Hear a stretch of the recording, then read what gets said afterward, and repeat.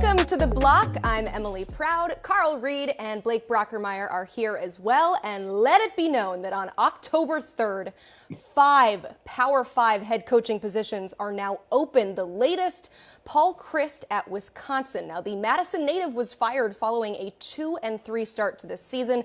Chryst, though, boasts a .720 win percentage in now his 8th season. He won 3 Big Ten West titles and was a 2-time Big Ten Coach of the Year. So when you fire a guy who has a resume like that and is from Wisconsin, it's hard to argue the move was based solely on results. Wisconsin's athletic director, Chris McIntosh, said in a statement that parting ways with Chryst is what's in the best interest of the football program, quote, long term. So, Blake, why do you think that's the case here?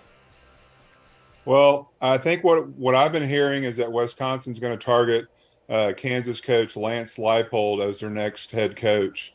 And I think that has a lot to do with it. They want to get on board with him as quick as they can. Obviously, the turnaround he's done at Kansas has been amazing. He's got a ton of Wisconsin ties. He's won there. He's coached there. And I think that is what I'm hearing right now. And I think that they want to be get ahead of Nebraska and get the ball rolling on him as soon as possible. Blake, when you let go of a guy that has the history at Wisconsin that Paul Chryst does, former quarterback, assistant coach from Madison, Wisconsin, and he has had success, 3 division titles, 2-time Big Ten Coach of the Year, like Emily said earlier, you only let a guy like that go if you want to go after somebody like Lance Leipold. If Lance Leipold is not 5-0 at Kansas right now and is not the talk of the country and the turnaround he's done, Paul Chryst is probably the head coach at Wisconsin this morning. Yeah, and I think just losing to Illinois the way that they did at home, and they've already lost to Wazoo at home this year, I think it was just that was kind of the straw that broke the camel's back. I think they decided the time is now to act. They've got a great coach in Jim Leonhard that's going to take over for the rest of the season right now, who's deserving of a head coaching job. So they've got some good options, but Lance Leipold is what I'm hearing as of right in this second. Blake, how good of a job is this, though? Like, if they're averaging 9 wins a year, do the people at Wisconsin really see themselves as a top-tier job in the same light of Ohio State? Because they've been winning a lot, but they don't compete for national championships, and they hardly ever have. Is this a case where the expectations are higher than maybe what they should be for Wisconsin? I think Wisconsin can win. I mean, they've had some good seasons. They've had a good program for a long time now. The key to Wisconsin to turn this thing around is getting a quarterback. I mean, that's what's held Wisconsin back more than anything. Is Russell Wilson's the last quarterback that they've had that's had any kind of success there. So they've got to find the right fit at quarterback. They have a very good defense there every single year. They've got huge offensive linemen, always have a great running back, good tight ends. They have the weapons to do it there, but they've got to get a quarterback, and that's the most important thing. And if Lance Leipold is the next head coach there, then expect them to go after a dual threat running quarterback like Jalen Daniels is at Kansas right now. Carl, I've got to turn your question on to you. I mean, can Wisconsin be one of college football's elite? Well, I think that they can consistently be a top 25 team. I don't know if they can consistently compete for national championships, but for going back to Barry Alvarez and Brett Bielema, they have always had a really strong football program, and they've done really well in the Midwest with recruiting. The whole Paul Chryst was a successful coach. Mm-hmm. You ask me right now, how many college football programs at the Power 5 level would take a .720 win percentage? Just a bunch of them that would take what Paul Chryst has done and be really, really excited about it. I think Wisconsin was doing what they always done. Now, we didn't expect them to lose to Illinois, and we didn't expect them to lose to Washington State either. But his body of work over that period of time, it does make this move kind of a head scratcher in terms of what direction that they want to go in. You're looking ahead at Wisconsin. There's going to be a lot of change in the college football landscape as a whole. And our friend Bud Elliott of the Cover 3 podcast threw this one out, guys. How much harder does this job become when you add USC and UCLA? And we'll say if and when they do away with the divisions. Carl, we'll start with you. It's pretty smooth sailing making a living in the Big Ten West, but it's going to get a lot harder down the road. Well, it's going to be extremely tough the way the Big Ten is transitioning. You add UCLA and USC. But guess what? This is the life you chose. When you choose to coach at the Power 5 level, you're making millions of dollars. You add a program that sees itself as a national contender. You got to step up to the plate and understand that they want you to compete at that level. But it is really, really tough to win. That's why so more guys get fired than it is guys that win championships. I think it's a tough job, but they can compete with the big boys. I mean, I look at the Big Ten and say, why not Wisconsin? Because, you know, Penn State's going to have a good program. Ohio State, Michigan. You would think Michigan State's going to get this thing rolling here pretty soon. And there's other good programs as well that can compete at a high level. But Wisconsin can play with those guys just as easy. They haven't looked as good this year, but it's all comes down to the quarterback to me. They find the right guy at quarterback, change their whole system, their whole season. And if they can get that right, which I think they can through the portal, I mean, they'll have their choice of 50 different quarterbacks to go there. If they got to find the right one for the system that they're going to run. And if they do that, they've got talent around them to win now. And Wisconsin's also put a lot of talent into the NFL, which is a very attractive thing to recruits. Well, in the meantime, defensive coordinator Jim Leonhard will step in as the interim head coach. He is also a Wisconsin native whose name has come up over the years for various openings, but he's stuck with the Badgers because it was kind of assumed that Leonhard was the unofficial head coach in waiting. So now he's the guy with 7 guaranteed games to prove himself. Carl, does he and should he get a fair shot at this job? Well, Jim Leonhard is a stud, one of the bright young coaches in the game. He's an outstanding recruiter and has been an outstanding defensive coordinator for the most part. Has Wisconsin ties also. I think, though, that it's going to be hard for an interim coach to keep a job. I think consistently that's the case. And it seems like they had their eyes set somewhere else. But what if he wins out? That's a possibility, too. If he wins out, can you not put him in the top seat? It becomes a very, very difficult thing. And there's a lot of quality football coaches right now that are winning that also have Wisconsin ties. So it could get interesting to see what happens with this job. But when you're the interim coach, you have the best shot because you have the on-job interview. And those players seem to be really salty about what's happened. Maybe he can rally them together and go on a run. And then you never know what happens. But even if Jim Leonhard does not get the Wisconsin job, you would have to think he's going to be at the mix with some of these other programs that are going to come open because he is one of the hot names on the board right now. Yeah, Jim Leonhard has a defensive IQ that is off the charts. He is an elite defensive mind. He's going to be put in a great position there to have some success now. It's a little tougher after a couple losses, but if he can rally the troops, and maybe it doesn't work out with Lance Leipold. So you never know. He'll get a shot. If it's not at Wisconsin, it'll be somewhere else. I mean, I believe a couple of years ago he turned down the Packers defensive coordinator job, which is pretty amazing to turn that down. So he must love the college football lifestyle of recruiting and developing and being around kids to help them achieve their dreams. So best of luck to him. I think he'll do a great job. And if it's not at Wisconsin, it'll be somewhere else.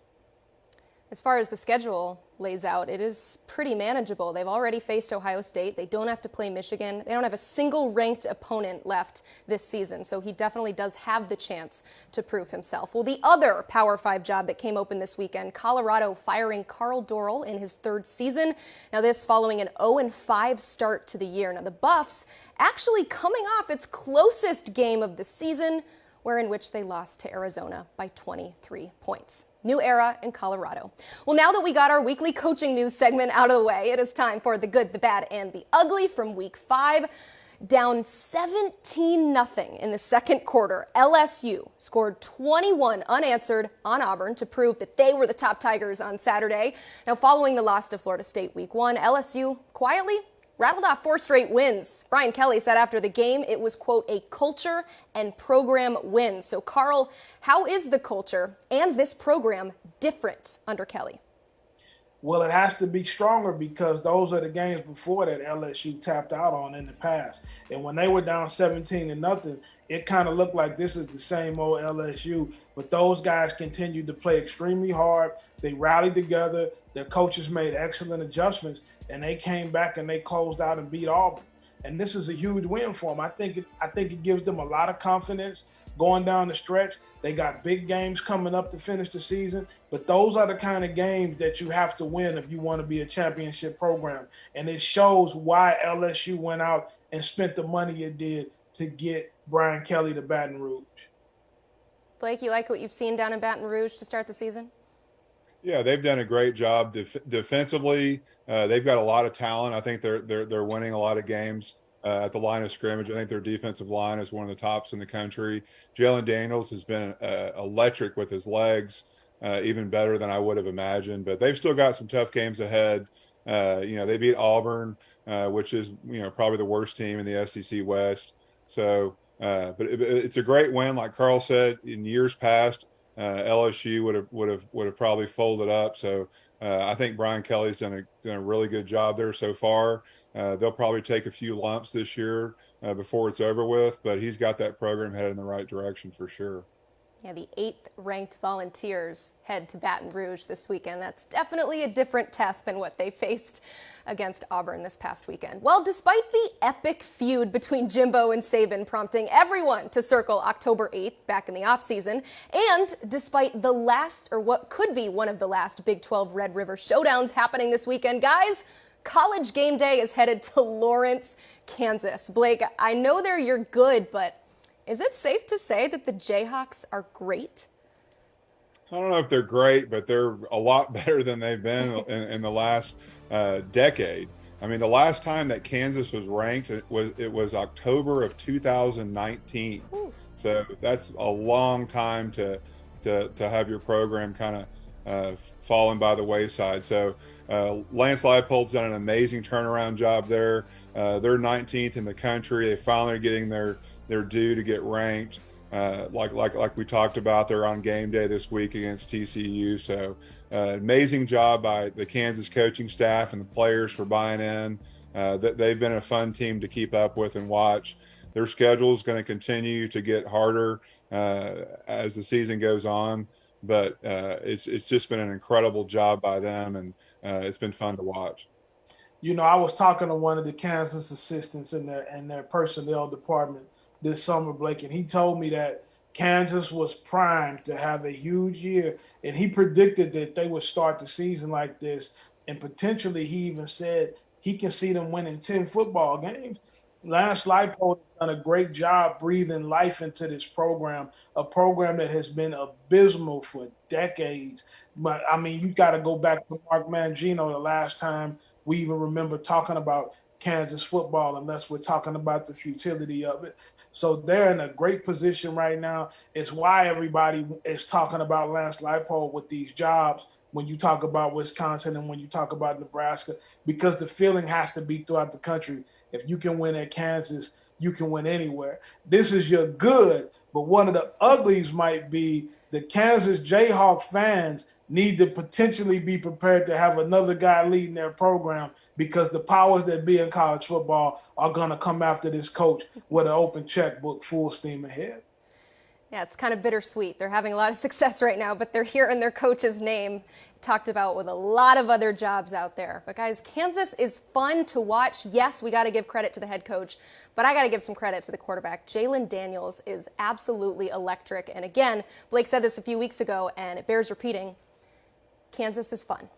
Kansas is fun. Since 2009, they've been ranked. I'm not going to tell you guys where I was back then, but definitely far away from this job in this setting. Well, more shocking results in the Big 12 this weekend. TCU absolutely dominated Oklahoma, 55-24. That's now 2 straight losses in conference for Brent Venables' squad. Defense, it's his thing, and yet the Sooners have given up 96 points in its last 2 games. So, Carl, do we maybe need to give Venables some year 1 patience? You got to give him year 1 patience. I've been getting beat up all weekend, okay, because I just said on the show 2 weeks ago that Oklahoma looked like a playoff team after they beat Nebraska. But maybe I got too excited too early as well. It's his first year. It's going to take him 2 or 3 years to get the kids in there that buy into his culture. He's a really, really tough guy. He has a defense that has a lot of calls, a lot of checks, a lot of movement. It's going to take him some time to get his guys in there. They lost a lot of great players from the previous couple of years. They're not excited about this at Oklahoma because they're used to competing for the Big 12 championship, and that won't be the case this year. But an ugly loss to PSU. But I think that we're going to look back on it, and it's going to be what kind of moves them forward because Brent Venables is a super-duper competitive guy, and he knows what the standard at Oklahoma is, and they'll get it, but it's going to take some time. Yeah, he's got a chance this weekend to make everything right. Beating Texas is a big deal in the Texas-Oklahoma rivalry. So if they can find a way to win this weekend, then all is well in Norman. But if they lose 3 in a row, it could be wheels off this season in Norman. And Dylan Gabriel has not been what we thought he would be before the season started. He has not been accurate. He hasn't been the same quarterback that he was at UCF. And that's been a big disappointment for me watching Oklahoma. Their defense, like we've talked about, it's been shredded the last couple of weeks. But the quarterback play's got to be better for Oklahoma to win games. They've got talent around them, but they've got a lot of injuries after this TCU game as well. I've seen a lot of comparisons to how Brent Venables is doing at Oklahoma with a pretty solid roster, and of course Lincoln Riley in his new position at USC. So, Carl, are those comparisons fair for them to look at these situations and say, well, Lincoln Riley's doing better in his first year at a new school, whereas Venables taking over Lincoln Riley's roster, obviously absent Caleb Williams and a lot of other guys, not so hot? Well, you said it. It's not fair because Lincoln took the biggest piece out of the chessboard with him in California, and that's Caleb Williams. If you have Caleb Williams still in Norman, Oklahoma, then you can match score for score with some of these teams, and so it puts you in a different situation. Comparison is the thief of joy. So when Lincoln left, everybody was upset in Oklahoma. Everybody seemed glad to see him go, and now he's having a lot of success in L.A., and Oklahoma stumbled a little bit. And so it's going to always be a situation where people compare them, but they're both great football coaches. They're in 2 completely different situations. Lincoln is going into what is now his 7th or 8th year as a head coach with his starting quarterback that he had at Oklahoma a year ago. You can't compare his situation right now to what Brent Venables has to rebuild at Oklahoma. And people might think because Oklahoma has success in the past that this isn't a rebuild. With the transfer portal, it is definitely a rebuild. He's going to have to rebuild this program. And Lincoln Riley's biggest advantage is L.A. So he's going to really kill it in the portal in L.A., having that spotlight, moving to the Big Ten. So I expect USC to be in the thick of things from here on out.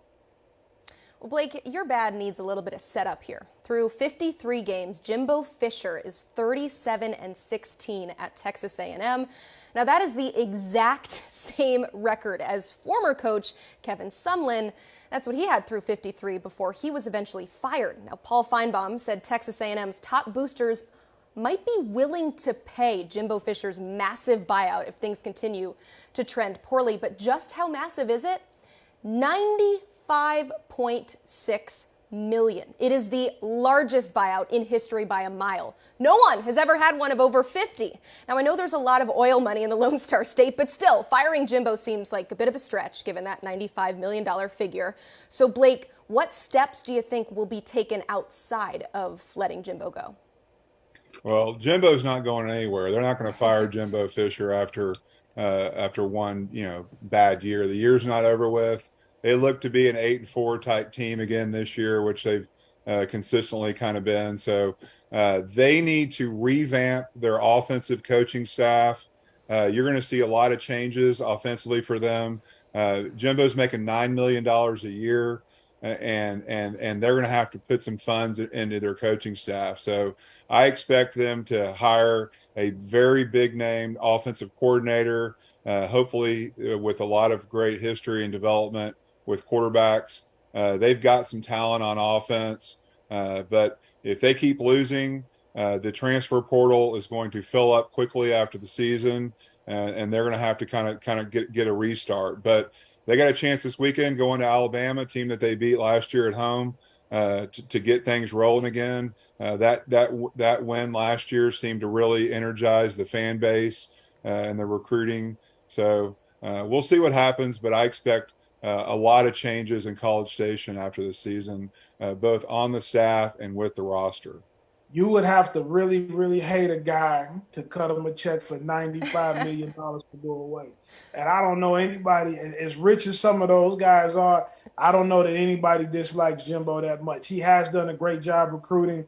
Offense has become stagnant. Like, I agree with Blake. You're going to see an offensive coordinator come in the picture. Blake, wouldn't it be wild if former Longhorn coach Tom Herman ended up being the offensive coordinator at Texas A&M, was a national championship OC for Urban Meyer at The Ohio State University? It would be incredibly crazy if you saw Tom Herman come in and save Jimbo's offense for the Aggies. Yeah, they're going to have to find somebody. So it's a good job. They got a ton of money. They'll be able to money whip somebody for a good spot there. And like I said, they've got talent. So they've got to just re-energize their offense. They've got a couple of young quarterbacks there that have some talent. So, but they need to win. They need to give recruits in this year's class a little bit of hope for the future, or all last year's recruiting class is for nothing. And I think one thing that we haven't looked at when we're talking about Jimbo and calling plays, this isn't the old college football where you can sit in the film room. Because of the transfer portal, because of NIL, because of roster management, I think it's going to be pretty hard for any coach that loves to call the offensive side of the ball or the defensive side of the ball to be able to do that. This is really a CEO's ball game now, and the guys who can manage that the best are going to have the best chance to win. Yeah, and it's fun to imagine, the guys that they could throw money at to bring in as the offensive coordinator, but who's to say that Jimbo Fisher will give up that duty? By the way, his buyout doesn't go below $50 million until 2027, so get comfy. And guys, we haven't even... It's nuts. We haven't even gotten to the ugly yet. And Carl, a lot of hype for NC State to give Clemson a run for its money on Saturday. That did not happen. So why are you calling what you've seen from the Pack ugly? Well, it's ugly to me mainly because Blake has browbeat NC State into my head all summer. He's been telling me all summer that NC State was going to whip Clemson. I've been reading it on the message boards. I've been listening to the media. It's crazy. I'm a media member myself now. And everybody's been saying this is the year where NC State takes control of the ACC and they dominate. They got the best quarterback. They got the best linebackers. They're dominating on the line of scrimmage. And they look like, and also ran against Clemson. Clemson dominated them in every phase of the game. We didn't see great play from Devin Leary and haven't seen it from them all season, to them almost losing early on to a group of 5 team.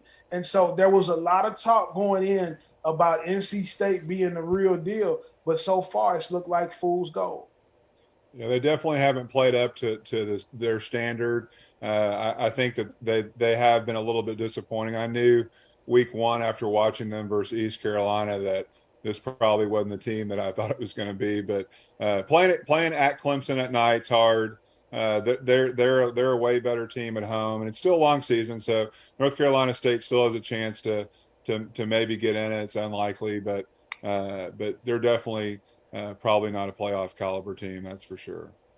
I think we need to change the graphic at the bottom of the screen here. Carl, your ugly is actually just Blake, right? Blake's picks. It's not NC State. It's just what Blake thinks about NC State. You call him out there. NC State, I don't got no smoke with you. I got smoke with Blake because he browbeat them into this all year. I wasn't even paying attention to NC State, but by osmosis, Blake put them into my head and on my radar because he was really, really holding the pom-poms for you guys since spring practice. I had high expectations, but they let me down. Ugh, it's all right. You said it's an early season, so things can still happen. Meanwhile, other side of the ACC, 2 weeks ago, the ACC Coastal Division went 1-6 with the one win coming from Pitt over Rhode Island. Then just a couple of days ago, somehow, someway, Pitt lost to Georgia Tech. So here's a look at those current standings. Guys, this is for football, not basketball. Yet we've got Duke and UNC atop the standings right now, and I think it's safe to say the ACC is perhaps a year late on doing away with divisions. But Blake, who the heck is coming out of this one? Well, I definitely don't trust North Carolina's defense. It's been horrific this year. I'd like to say Duke, even though I just can't do it. So I'm going to go with Miami. I think the loss to Middle Tennessee was embarrassing to them. They had a bye week to fix things, get things right, kind of re-energize. They play North Carolina, this week. So I'm going to go with Miami winning that still. They've got on the line of scrimmage, they're better. Tyler Van Dyke hasn't lived up to the kind of the preseason hype so far. So hopefully that he can get right. So I'll go with Miami. But it's definitely a rough division for the Coastal.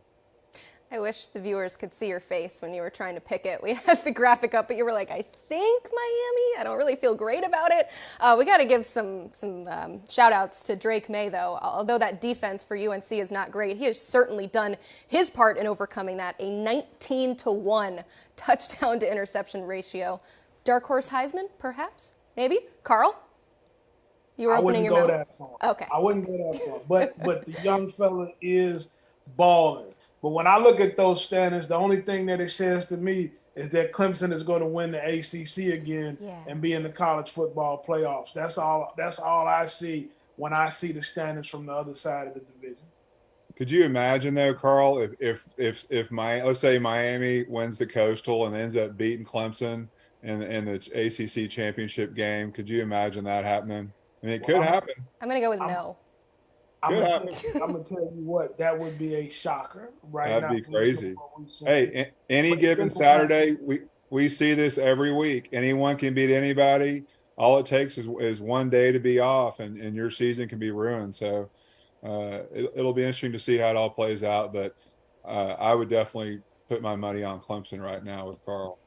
Yeah, where we sit right now, it kind of seems like whoever wins the Coastal is just being served up to face Clemson and eventually lose to them in the ACC championship game, but a lot of football left to be played. Carl, it's time for your Run the Rock Player of the Week. So who are you crowning this week? Well, this past summer, I got a call from a very close friend of mine, Corey Patterson, the running back coach at the University of Illinois, and he said, Carl, my guy, the best running back in the nation is Chase Brown from the University of Illinois. And he's my Run the Rock Award winner this week. He goes up to Camp Randall and completely dominates Wisconsin. And I think everybody was looking forward to it being the other way around with Braylon Allen. He's averaging 6.1 yards a carry. He's had 100+ rushing yards in every game this season. And he is trending to be the top running back in the nation. And he should be getting strong consideration from the Heisman Trophy Committee for being a Heisman Trophy finalist. Brett Bielema is a guy that believes in running the rock. Corey Patterson has done an excellent job coaching this young man. Right now, he is playing like the top running back in all of college football, and he's my Run the Rock winner of the week. Carl, I've had him in my Heisman top 5 for like 3 or 4 weeks now. We're just now figuring this out. Take the victory lap. Why, Blake? Tell us why. You kind of redeem yourself with that NC State pick. You redeem yourself a little bit. What have you liked so much about him, Blake? He's just like Carl said, he's in a great system. He's got a combination of speed and power. That they're a physical team. Illinois plays smash mouth football. He's a great fit for their offense. He's an NFL running back that's going to have a lot of success at the next level. If he played at a bigger school with a bigger logo, he'd have a lot more hype around him. But he's done a fantastic job. Illinois is going to continue to lean on him for the rest of the season, and he's going to make a lot of money after this season's over with. Certainly. Let's shout out a big guy. Blake, who is your big ugly of the week? Well, my big ugly of the week is more of a unit than a person, but I'm going to give it to Miles Murphy at Clemson. He had 1.5 tackles for a loss, 1.5 sacks, 4 tackles against NC State. So he's my individual award winner, but really the whole Clemson defensive line deserves this award. I mean, they dominated NC State up front. They've gone into the season with a ton of hype as one of the best defensive lines on the country, and they delivered. They really brought it on Saturday night, and just a fantastic defensive line. Miles Murphy's got a very bright future in the NFL, just like seems like every Clemson defensive lineman does, and he's going to be my individual award winner. But I want to give it out to basically the whole defensive line at Clemson. Miles Murphy looked more like Michael Myers to that NC State offense, the way that he was going around chasing them. Everywhere they turned around, there he was. He was an unstoppable force. And that Clemson D-line was really, really special on Saturday. I'm telling you. DLU for Clemson. We were all reminded of the greatness that was Christian Wilkins. He was the guest picker on game day. They just keep churning out top-end talent on that defensive line. So I'm assuming this will probably not be the last mention of that group here on the show. Guys, thank you so much, as always, for the great discussion. And be sure to like, share, and subscribe to the 24/7 Sports YouTube page. Go ahead and like this video if you like what you saw today. And we got more where that came from on Wednesday. We'll see you then.